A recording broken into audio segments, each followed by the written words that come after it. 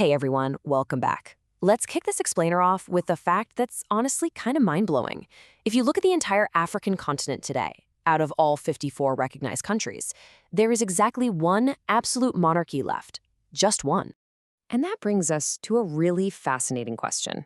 How does a nation of just over 17,000 square kilometers, a place compact enough that you could easily drive across it in an afternoon, navigate the relentless, heavy pressures of the modern world while fiercely holding on to its ancient identity? Well, let's dive right into it. In today's explainer, we're looking at Eswatini, the crossroads of tradition and modernity. We're going to explore what is literally a land of extremes. On one hand, you've got this stunning natural beauty, think ancient granite monoliths and vast rolling savannas. But on the other hand, it's facing incredibly complex modern challenges. Here is our roadmap for today. We'll start with 1, the last absolute monarchy. Then 2, from nomads to nation. 3, the power of the king. 4, culture, tourism, and trade. 5, the modern crises. And finally, 6, looking to the future. All right, part 1, the last absolute monarchy. Let's establish a baseline of who actually makes up this kingdom today. So, there's an incredible paradox right out of the gate here. We're talking about a system of governance that is deeply, deeply ancient. But look at these demographics. A massive 62.5% of the population is working age, between 15 and 64. Another 31.5% are under 14. Only 6% are over 65. So this ancient monarchy is actually governing an overwhelmingly young population. Moving on to part 2, from nomads to nation. Let's look at the 25,000-year journey that got us here. If we go all the way back, like 25,000 years ago, sand hunter-gatherers occupied this exact land, and they actually left behind these incredible rock paintings up in the mountains. Fast forward quite a bit to the 1830s, and the Swazi kingdom really consolidated under the Nguni tribes. This was specifically under King Mswati II, whose territory at the time actually straddled present-day Eswatini, South Africa, and Mozambique. Then, by 1903, following the Boer War, the British stepped in with annexation and protectorate status. And finally, we reached 1968, which is when Britain granted sovereign independence, setting the stage for the modern nation we see today. Which brings us to part 3, the power of the king. Let's talk about how this monarchical power actually functions in practice. Now, if you're looking into Eswatini, you're going to hear this term a lot, Tinkunla. Simply put, it's a system of governance that places power firmly in the hands of the king.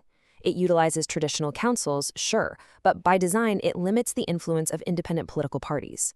This whole setup forms the foundation of what is formally called monarchical presidentialism. So how does that actually play out?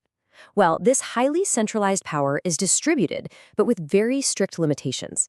King Mswati III holds absolute royal authority. He literally appoints the prime minister, the cabinet, and the judges.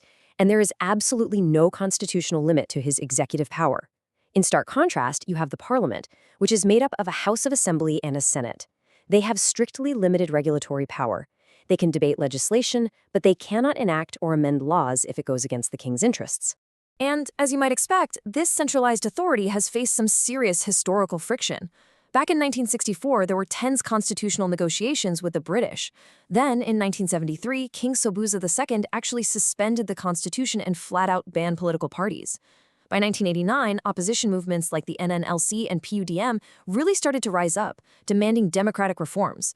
Those demands were met with state crackdowns and arbitrary arrests. However, the resulting civil unrest eventually forced secret negotiations in 1992 to draft a new constitution.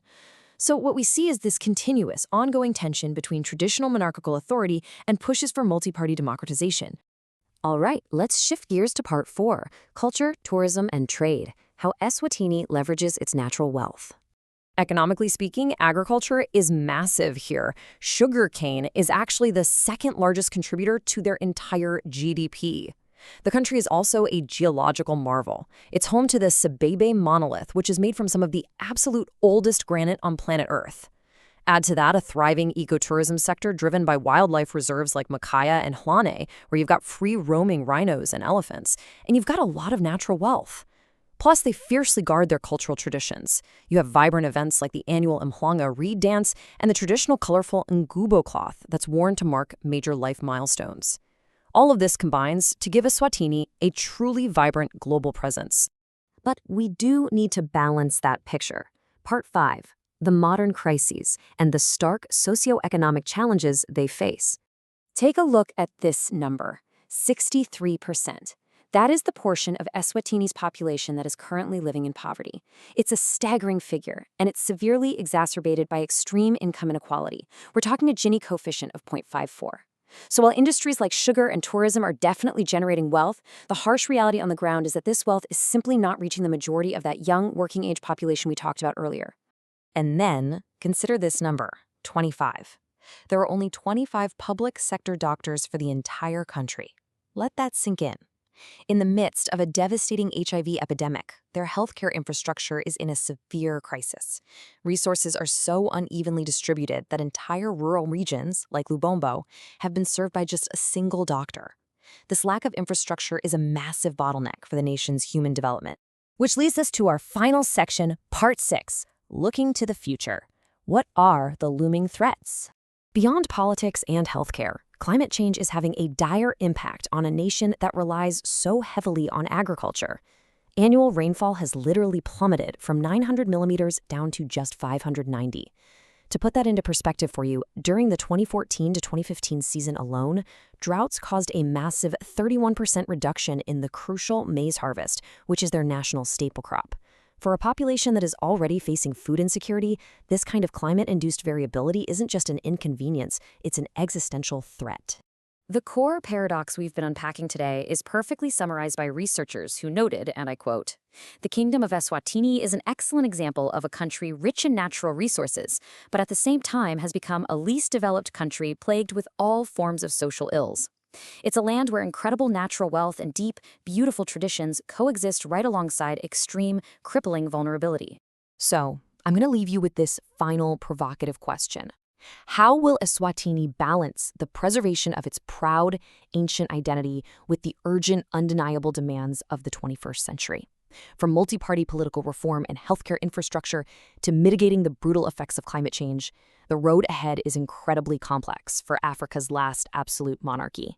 Thank you so much for joining me on this explainer. Keep learning, keep asking questions, and I'll see you next time.